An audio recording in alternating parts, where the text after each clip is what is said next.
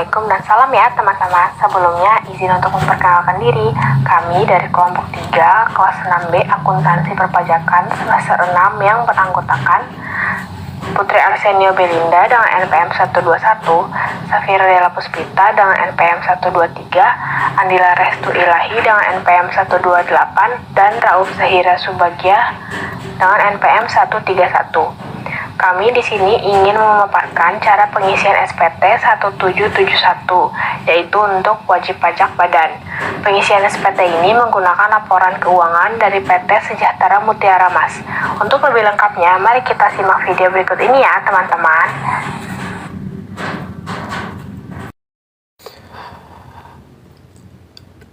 Di sini sebelum kelompok kami melangkah ke pembahasan pengisian SPT 1771, saya akan memperkenalkan terlebih dahulu perusahaan dari SPT badan yang kami pilih.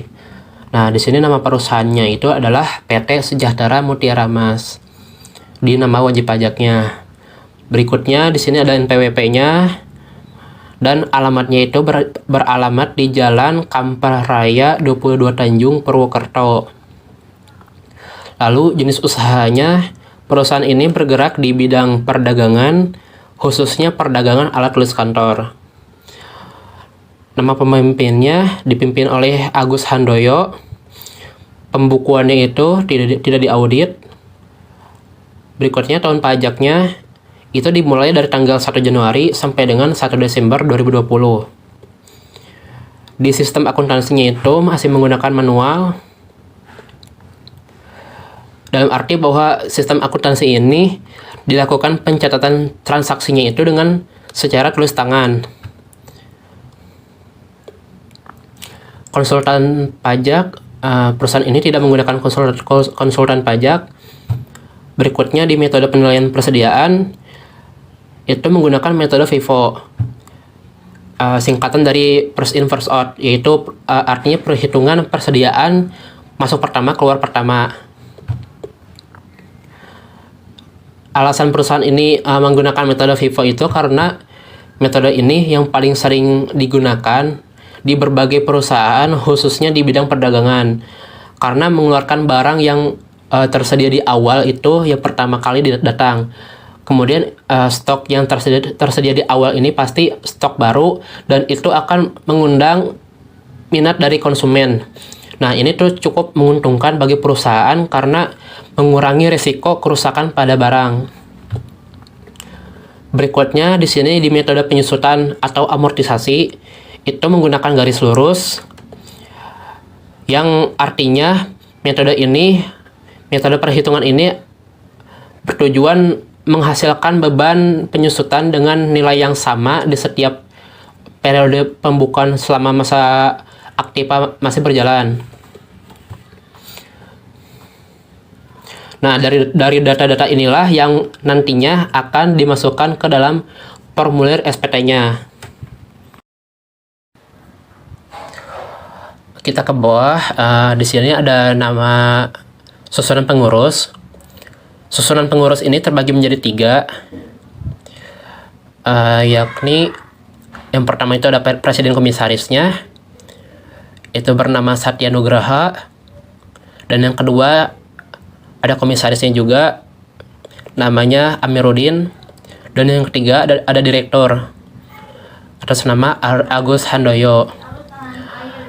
Kalau di dalam SPT badan yang bertanggung jawab untuk menandatangani atau melaporkan itu adalah direkturnya.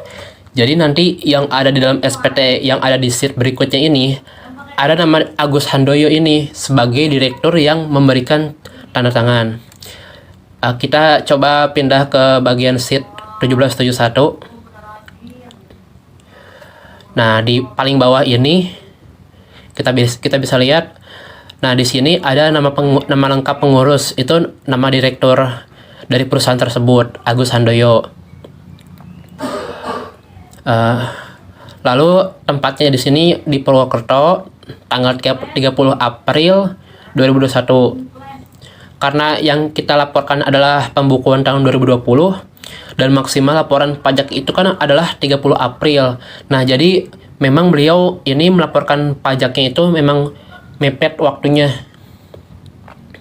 Nah, nanti di bagian kotak ini nanti si direktur akan menandatangani di bagian kotak ini. Nah, di sini juga ada NPWP dari direktur tersebut. Ya, kita balik lagi ke bagian sheet data.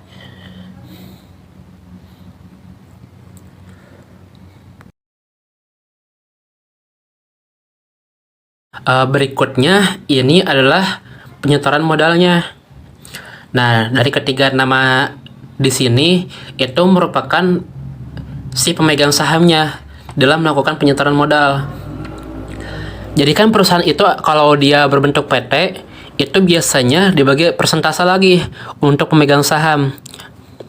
Nah, ini contohnya yang pertama. Misalnya tadi kan si Satya Nugraha itu kan dia jabatannya itu sebagai presiden komisaris ya. Nah, di bagian nominalnya ini beliau di sini menyetorkan uang modalnya itu adalah sebesar 2 miliar. Kemudian Amiruddin itu sendiri itu sebagai komisarisnya. Nah, di bagian nominalnya beliau melakukan penyetoran modal itu sebesar 1 miliar. Kemudian Agus Handoyo ini itu sebagai direkturnya. Nah, di nominalnya itu beliau melakukan penyetoran modalnya itu sebesar 1 miliar. Nah, ini adalah orang-orang yang ada di dalam perusahaan itu. Jadi, mereka lah yang memiliki saham tersebut. Nah, untuk ketiga nama yang memiliki jabatan di sini itu nantinya akan dimasukkan ke dalam formulir SPT 1771 di lampiran 5. Nah, ini kita coba pindah ke bagian lampiran 5. Nah, ini ada nih nama-nama dari si pemegang saham tersebut. Nah, di sini juga ada jumlah modal yang disetornya.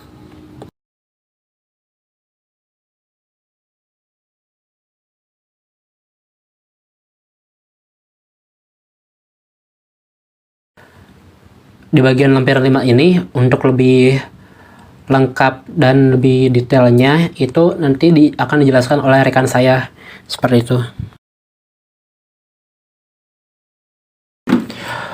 Selanjutnya di bagian data pembayaran pajak. Nah, jadi perusahaan PT Sejahtera Mutiara Mas ini pada tahun 2020 perusahaan tersebut tuh ada bayar pajaknya. Nah, namanya itu pajak PPh pasal 22. Itu sebesar 750.000. Nah, itu dari mana? Jadi mungkin dia ada melakukan transaksi. Nah, di sini ada transaksinya dengan bendahara Dinas Perhubungan. Nah, di situ pajaknya itu dipungut. Itu sebesar 750.000. Nah, hasil ini tuh didapat dari objek PPh pasal 22 sebesar 50 juta dikali tarif PPh pasal 22 1,5%, sehingga hasil yang didapat itu 750.000. Nah, ini. Lalu di sini dia menyetorkan tanggal 5 April 2020. Nah, ini tuh harus disimpan bukti-buktinya. Karena apa? Karena ini sebagai bukti setor bahwa dia sudah pernah melakukan yang namanya pembayaran pajak. Nah, ini tuh bisa diklaim di SPT Badan sebagai kredit pajak dalam negeri, seperti itu. Berikutnya di yang kedua, data PPh pasal 25, itu di tahun lalu, yakni di tahun 2019, dia tuh pernah melakukan yang namanya cicilan pajak. Itu disebut dengan PPh pasal 25.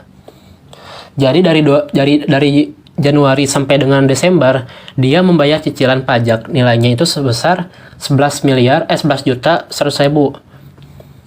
Kemudian di Desember itu nominalnya sebesar 1 juta. Yang ketiga di sini ada keterangan peredaran usaha bruto di tahun 2019. Itu ada omsetnya itu nilainya sebesar 5 miliar 100 juta. Nah, ini hanya untuk informasi ini. Berarti ini nanti semua sebagai kredit pajak. Artinya dia bisa diklaim di dalam SPT Badan. Seperti itu.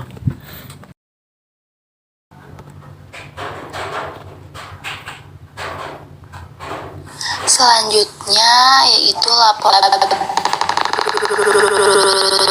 dari penjualan alat tulis kantor sebesar 5 miliar.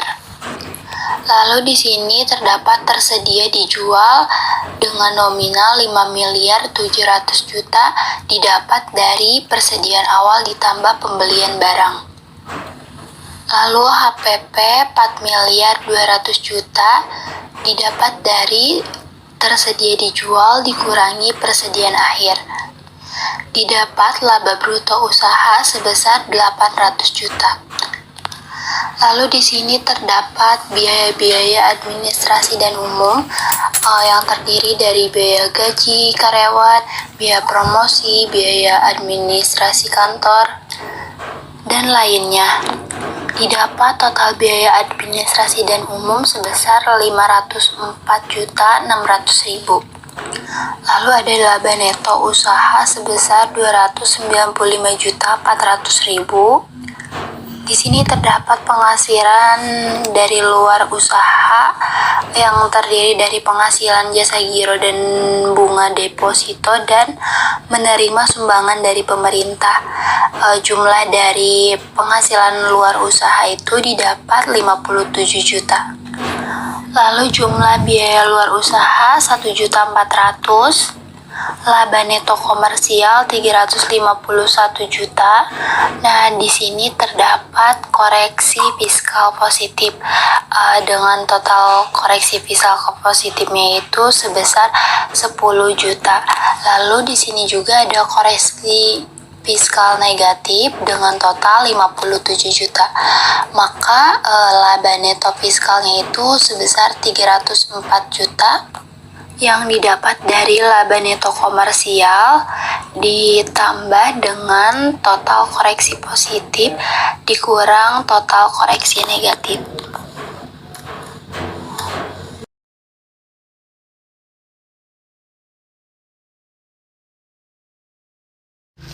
Lalu di sini ada sheet perhitungan PPh badan. Peredaran usaha bruto untuk tahun 2019 adalah sebesar 5.100.000.000 rupiah. Kemudian untuk perhitungan PPh badan tahun 2020 adalah sebagai berikut. Laba neto fiskal yang didapat perusahaan pada tahun tersebut adalah sebesar 304 juta rupiah. Kemudian tidak ada kompensasi kerugian yang didapat perusahaan pada tahun tersebut sehingga penghasilan kena pajaknya yaitu sebesar 304 juta rupiah. Total omset yang didapat oleh perusahaan pada tahun tersebut adalah sebesar 5 miliar.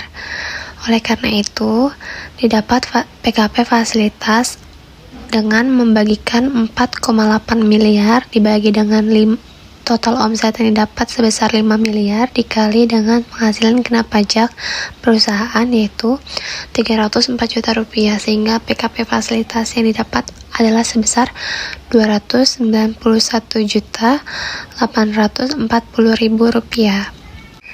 Sehingga PKP yang tidak dapat fasilitas adalah sebesar selisih dari 304 juta rupiah dikurang dengan 291.840 yaitu sebesar 12.160.000 rupiah. Setelah itu kita menghitung PPh terutang yaitu PPh terutang yang dikenakan fasilitas adalah sebesar 36.480.000 rupiah yaitu hasil dari 291.840 dikali dengan tarif PPh sebesar 25 tarif PPh badan sebesar 25% dikali dengan fasilitasnya sebesar 50% dan PPh tidak dapat fasilitas yaitu dengan tarif normal 25% sehingga total PPh terutang yang didapat perusahaan pada tahun tersebut adalah 39.520.000 rupiah.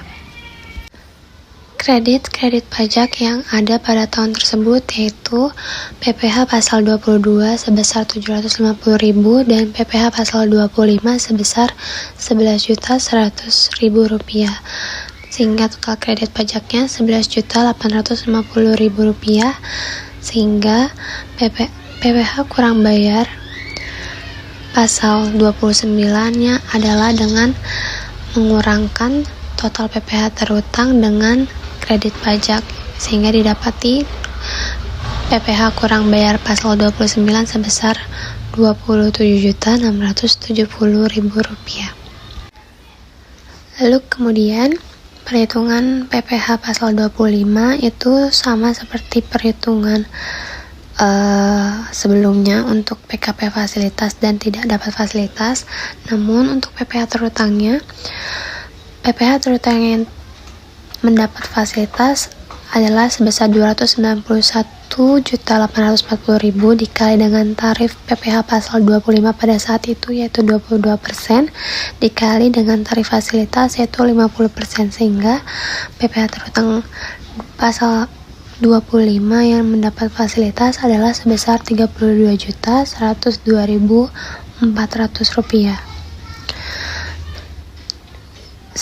Lalu PPh yang tidak dapat fasilitas itu menggunakan tarif normal sebesar 22%, sehingga didapati 22% dari 12.160 adalah sebesar 2.675.200, sehingga total PPh terutangnya adalah Rp34.777.600. Lalu di sini PPh terutangnya ditambah dengan PPh pasal 22, lalu PPh terutangnya dikurang dengan PPh pasal 22 sebesar 750.000, sehingga didapati total PPh terutang sebesar Rp34.027.600, sehingga PPh pasal 25-nya adalah Rp34.027.600 dibagi dengan 12 yaitu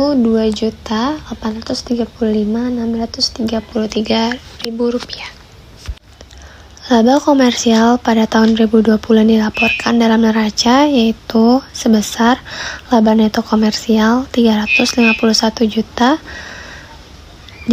dikurang dengan PPh terutang yaitu 39.520.000, sehingga laba tahun berjalannya adalah Rp311.480.000.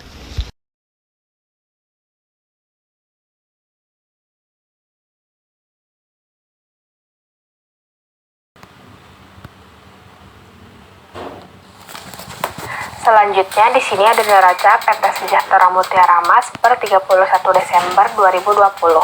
Pada sisi aktiva terdapat aktiva lancar yang berisikan kas dengan nilai Rp228.975.000, lalu bank Rp852.653.550, lalu piutang dagang senilai Rp2.696.450, lalu persediaan senilai Rp1,5 miliar. Maka jumlah aktiva lancarnya adalah Rp5.201.725.000. Selanjutnya ada aktiva tetap yang berisikan aktiva tetap senilai Rp100 juta, lalu akumulasi penyusutan senilai Rp35 juta. Maka total aktiva tetap yaitu Rp65 juta. Maka total aktiva keseluruhannya yaitu Rp5.266.725.000. Selanjutnya pada sisi pasifa bagian liabilitas berisikan hutang bank senilai Rp0, lalu hutang PPh pasal 25 bulan Desember 2020 senilai Rp1 juta, dan hutang PPh pasal 29 senilai Rp27.670. Maka jumlah hutang atau liabilitas senilai Rp28.670.000. Lalu pada bagian ekuitas terdapat modal senilai Rp4 miliar. Lalu laba ditahan senilai Rp936.575.000. Lalu laba tahun berjalan senilai Rp311.480.000. Maka jumlah ekuitas adalah Rp5.238.055.000. Maka total kewajiban dan ekuitas adalah Rp5.266.725.000.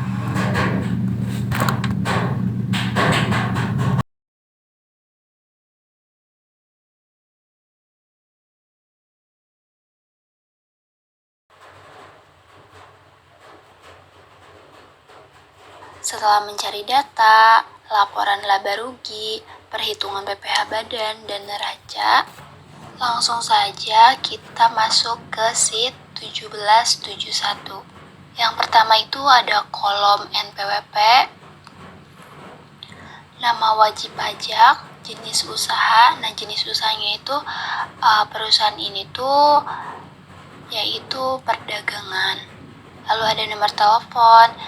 Nah, si periode pembukuannya itu yaitu dari bulan Januari atau awal bulan sampai dengan akhir bulan, yaitu bulan Desember.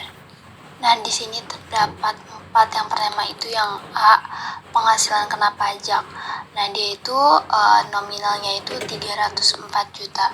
Lalu yang B itu PPh terutang, nominalnya itu 34.777.600. Lalu C, kredit pajak. Nah, di sini hanya terdapat kredit pajak dalam negeri saja dengan totalnya itu 750.000. Lalu PPh yang harus dibayar sendiri itu nominalnya 34.027.600. PPh yang dibayarnya sendiri itu hanya terdapat PPh pasal 25 bulanan dengan nominal 11.100.000. Nah, untuk mencari nominal PPh yang kurang dibayarnya itu didapat dari PPh yang harus dibayar sendiri dikurangi dengan jumlah 10A ditambah 10B. PPh yang kurang dibayar pada angka 11A disetornya pada tanggal 28 April 2021. Lalu masuk saja ke formulir 1771 halaman 2. Di sini ada penghasilan yang menjadi dasar penghitungan angsuran sebesar 304 juta. Lalu ada kompensasi kerugian fiskal. Tidak ada kompensasi kerugian fiskal, maka penghasilan kena pajaknya 304 juta. PPh yang terutang sebesar 34.777.600. Kredit pajak tahun pajak yang lalu atas penghasilan yang termasuk dalam angka 14A yang dipotong atau dipungut oleh pihak lain sebesar 705.000. Maka didapat PPh yang harus dibayarkan sendirinya itu sebesar 34.027.600.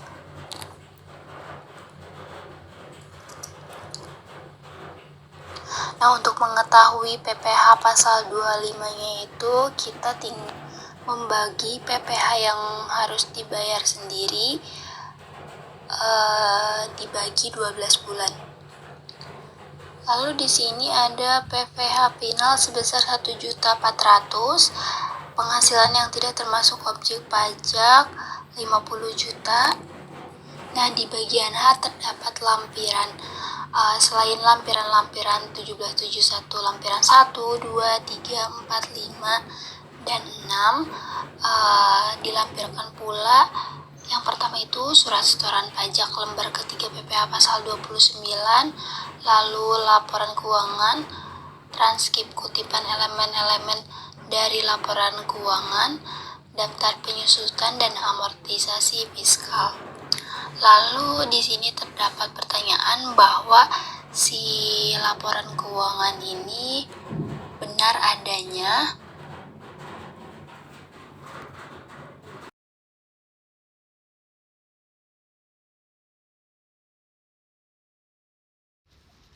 Lalu di lampiran 1 ini adalah merupakan perhitungan penghasilan neto fiskal. Di bagian pertama yaitu penghasilan neto komersial dalam negeri, peredaran usahanya sebesar 5 miliar, lalu dikurang dengan harga pokok penjualan sebesar 4.200.000.000 rupiah, dan biaya usaha lainnya sebesar 504.600.000 rupiah, sehingga penghasilan neto yang didapat adalah 295.400.000 rupiah. Penghasilan dari luar usaha sebesar 57 juta, biaya dari luar usaha sebesar 1.400.000 rupiah, dan penghasilan neto dari luar usaha, yaitu dengan mengurangi penghasilan dari luar usaha dan dikurang dengan biaya dari luar usaha, sehingga didapat sebesar Rp55.600.000. Dan jumlah dari perhitungan pertama dan perhitungan kedua adalah sebesar Rp351 juta. Tidak ada perhitungan penghasilan yang dikenakan PPh final dan yang tidak termasuk objek pajak, sehingga untuk perhitungan penyesuaian fiskal positifnya yaitu sebagai berikut. Di bagian 5C terdapat koreksi penggantian atau imbalan pekerjaan atau jasa dalam bentuk natura sebesar Rp1.600.000. Kemudian di bagian 5E ada koreksi harta yang dihibahkan, bantuan atau sumbangan sebesar Rp1.000.000, dan di bagian pajak penghasilan terdapat koreksi fiskal sebesar Rp1.400.000. Di bagian 5H terdapat koreksi fiskal sanksi administrasi sebesar Rp6.000.000. Lalu di bagian 5M adalah jumlah dari keseluruhannya yaitu sebesar Rp10.000.000. Untuk penyesuaian fiskal negatif, terdapat di bagian 6D yaitu penyesuaian fiskal negatif lainnya sebesar Rp57 juta. Sehingga penghasilan neto fiskalnya adalah sebesar Rp304 juta.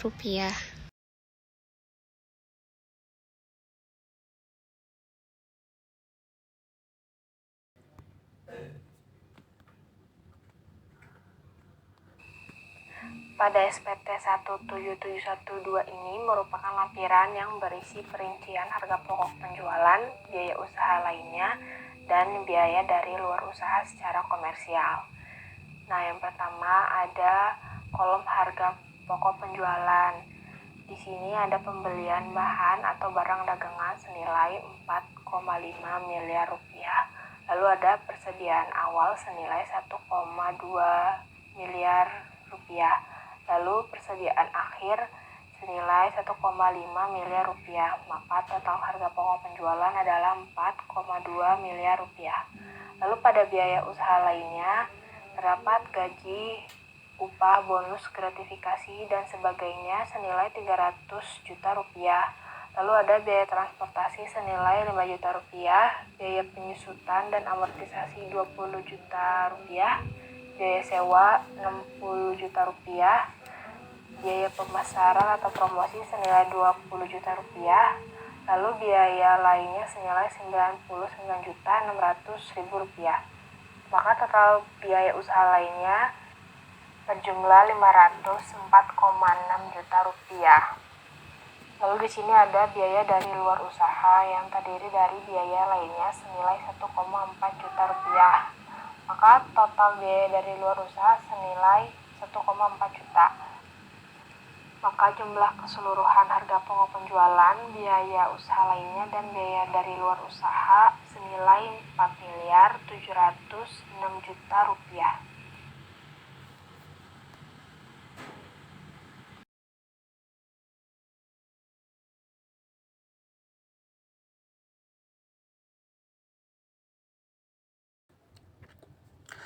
Pada bagian formulir 1771 di lampiran yang ketiga, itu tuh mengenai kredit pajak dalam negeri. Untuk mengisi identitas perusahaannya, itu yang pertama, ini diisi nomor NPWP. Berikutnya periode pembukuan, nama wajib pajak, serta tahun pajaknya. Nah, ini itu merupakan dari identitas perusahaan tersebut. Berikutnya, untuk mengisi SPT kredit pajak dalam negeri itu sendiri, di bagian yang pertama, ada satu nama pemotong atau pemungut pajak, yaitu Bendahara Dishub, serta NPWP-nya. Nah, ini itu diambil dari sheet data. Bisa kita lihat di bagian sheet datanya. Nah, pada bagian data pembayaran pajak ini, ada keterangan pemungutan pajak serta NPWP-nya. Nah, ini tuh sebenarnya itu kita tinggal memindahkan aja nih dari sheet data ke sheet lampiran yang ketiga, bagian data-data ini. Seperti itu. Nah, di kolom berikutnya yakni objek pemotongan, pada jenis penghasilan itu diisi penyerahan barang dengan nominal. Nah, coba kita balik lagi ke sheet data. Pada objek PPh pasal 22 itu sebesar 50 juta. Nah, lalu pada kolom selanjutnya, kita balik lagi. Pada kolom selanjutnya itu, yang akan kita cari itu adalah pajak penghasilan yang dipotong. Nah, berapa besarnya? Yaitu untuk penyerahan barang 50 juta dengan tarif pajak PPh pasal 22 1,5%. Sehingga di sini didapat 1,5% dikali 50 juta, hasilnya 750.000. Ini karena objek pemotong pajaknya hanya ada satu, itu langsung saja kita jumlahkan aja ke bawah nih. Sehingga hasilnya tetap 50 juta dan 750.000.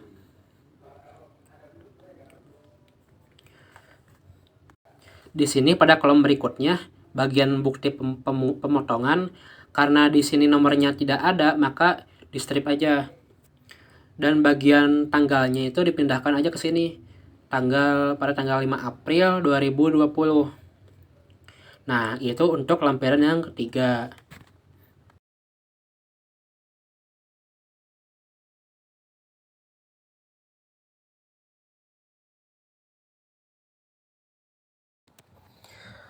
Pada bagian 1771 lampiran yang keempat, ini mengenai tentang PPh final dan penghasilan yang tidak termasuk objek pajak. Nah, di sini juga diisi kolom tahun pajaknya, lalu NPWP, nama wajib pajak, serta periode pembukuan. Berikutnya pada bagian yang A, PPh final, pada kolom jenis penghasilan bunga deposito atau tabungan, untuk mengisi dasar pengenaan pajak di sini tuh kita lihat lagi nih di bagian data laporan laba ruginya, di bagian catatan laporan laba rugi. Nah, ini di sini nih di bagian penghasilan luar usaha. Di sini kan ada nih penghasilan jasa jero dan bunga deposito itu sebesar 7 juta. Nah, ini tuh tinggal dipindahkan saja ke dasar pengenaan pajak di tadi tuh di lampiran yang keempat. Coba kita pindah lagi ke lampiran yang keempat. Nah, ini di sini. Berikutnya untuk tarif untuk bunga deposito atau tabungan ini tuh dia termasuk dalam pasal 4 ayat 2 yang dikenakan tarif 20%. Maka PPh terutangnya yang didapat itu sebesar 1.400.000. Itu dari 7 juta dikali tarifnya 20%. Di bawahnya, karena dari laporan laba rugi tersebut hanya bunga deposito saja, maka ke bawahnya itu dikosongkan. Nah, langsung aja nih. Sehingga hasil yang didapat tetap hasilnya 1.400.000. Nah, itu untuk bagian yang A, PPh final.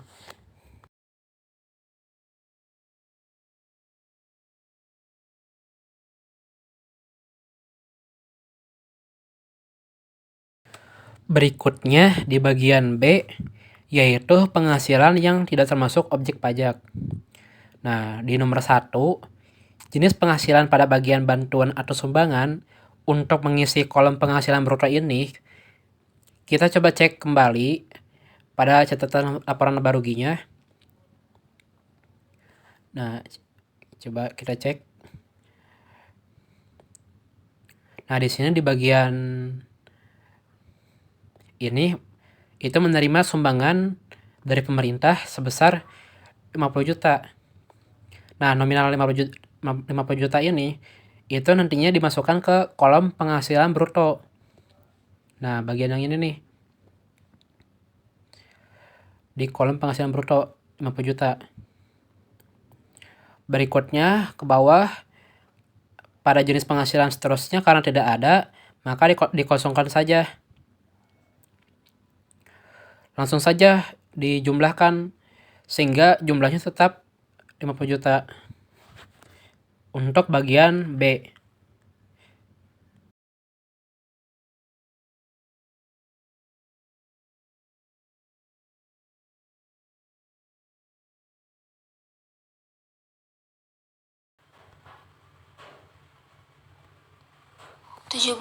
satu lampiran 5. Di sini terdapat dua bagian. Bagian A atau bagian yang pertama itu daftar pemegang saham atau pemilik modal dan jumlah dividen yang dibagikan.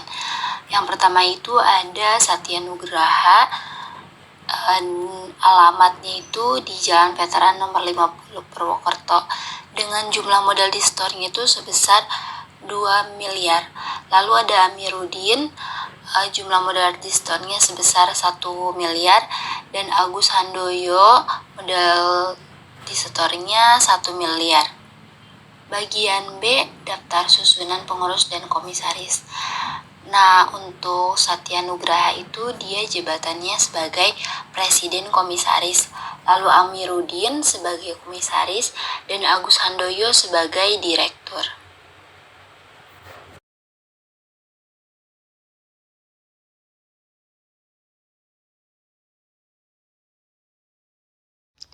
Lalu pada bagian lampiran khusus yaitu daftar penyusutan dan amortisasi fiskal, terdapat harta berwujud kelompok 1 yaitu 5 komputer dan 4 mesin fotokopi. Untuk kelompok 2 yaitu 5 etalase dari aluminium. Untuk 5 komputer diperoleh pada tanggal 1 Januari 2019 dengan harga perolehan 20 juta rupiah. Dan nilai sisa buku fiskal awal tahunnya sebesar 15 juta rupiah.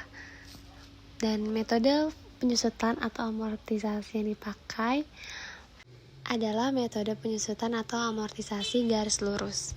Penyusutan pada tahun tersebut yaitu tarif penyusutan fiskal untuk harta berwujud kelompok 1 sebesar 25% dikali dengan harga perolehan, yaitu hasilnya 5 juta rupiah. Sehingga nilai sisa buku yang didapat yaitu sebesar 10 juta rupiah. Untuk 4 mesin fotokopi yang diperoleh pada tanggal 1 Januari 2019 yaitu harga perolehan yang 40 juta rupiah dengan nilai sisa buku fiskal awal tahun 30 juta rupiah, dan metode penyusutan yang dipakai garis lurus. Dengan tarif penyusutan fiskal yang dipakai yaitu 25%, maka didapatkan penyusutan fiskal tahun ini sebesar 10 juta rupiah, sehingga nilai sisa bukunya yaitu 20 juta rupiah. Untuk harta berwujud kelompok 2 yaitu 5 etalase dari aluminium yang diperoleh pada tanggal 1 Januari 2020, harga perolehannya yaitu sebesar 40 juta rupiah dan nilai sisa bukunya 40 juta rupiah. Metode yang dipakai garis lurus. Tarif penyusutan fiskal yang dipakai untuk kelompok 2 yaitu sebesar 12,5%, sehingga didapati penyusutan pada tahun ini sebesar 5 juta rupiah dan nilai sisa bukunya 35 juta rupiah.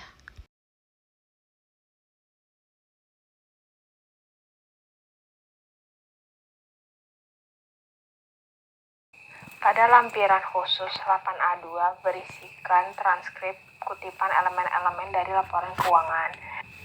Yang pertama adalah elemen neraca. Pada bagian aktiva terdapat kas dan setara kas senilai 1.628.550 rupiah.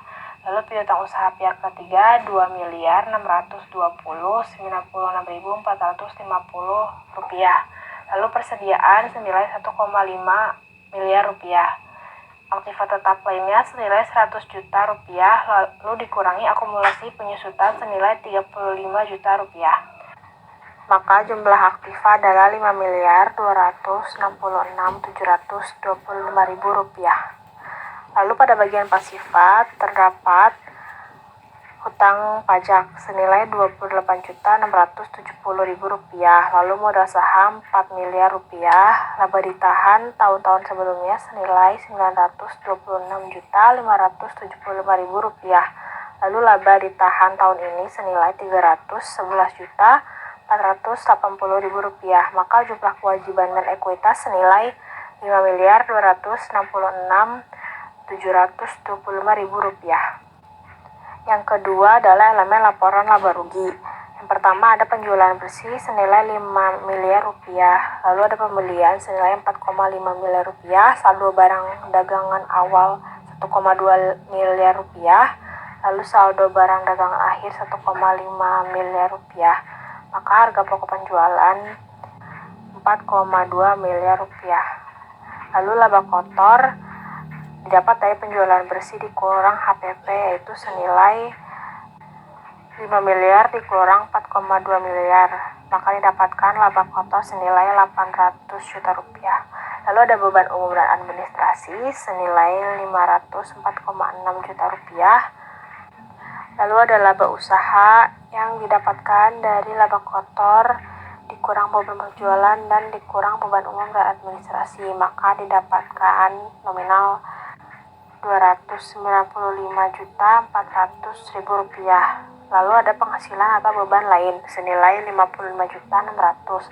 Lalu ada laba atau rugi sebelum pajak penghasilan, di mana laba usaha ditambah penghasilan atau beban lain ditambah bagian laba rugi perusahaan asosiasi, maka didapatkan nominal Rp351.000.000. Lalu ada laba rugi dari aktivitas normal senilai Rp351 juta. Lalu ada laba rugi sebelum hak minoritas senilai Rp351 juta. Dan yang terakhir laba bersih senilai Rp351 juta. Sekian pemaparan dari kami mengenai tata cara pengisian SPT 1771. Kurang lebihnya mohon maaf. Assalamualaikum warahmatullahi wabarakatuh.